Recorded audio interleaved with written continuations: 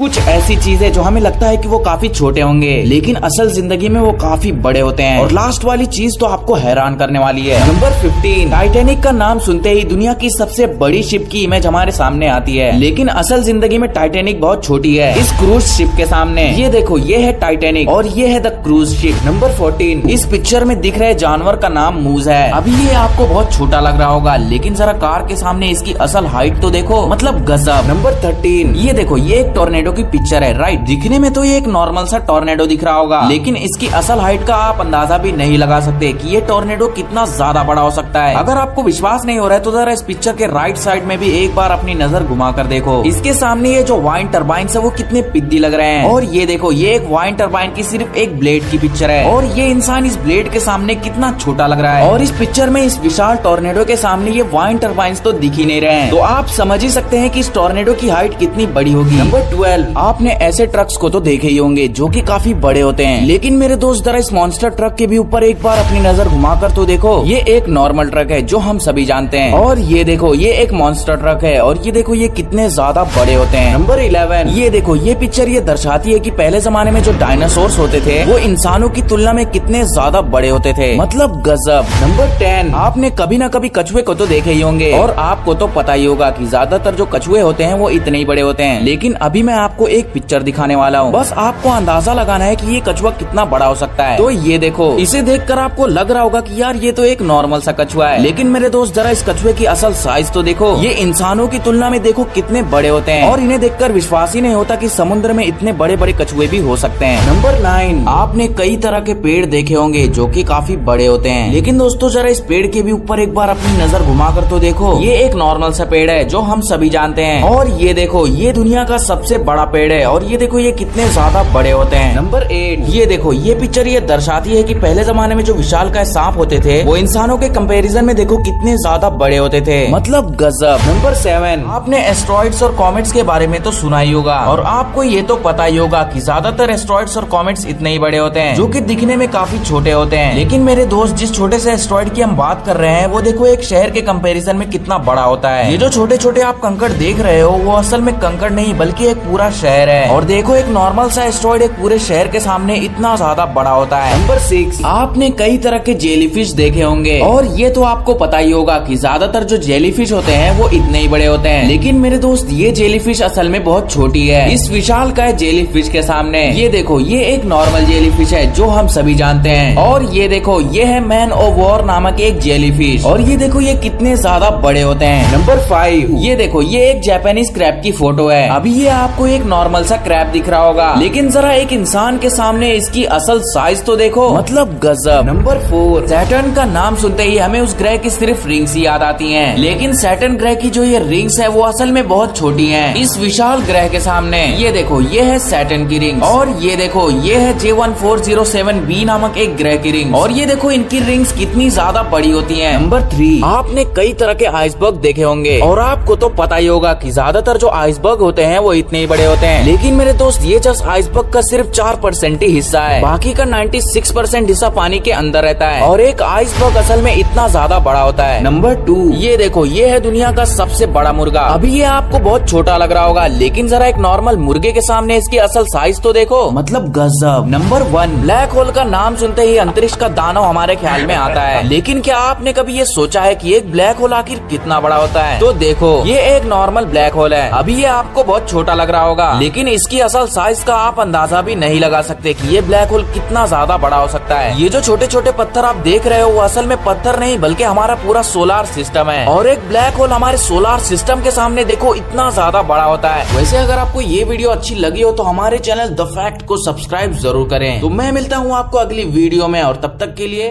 Bye.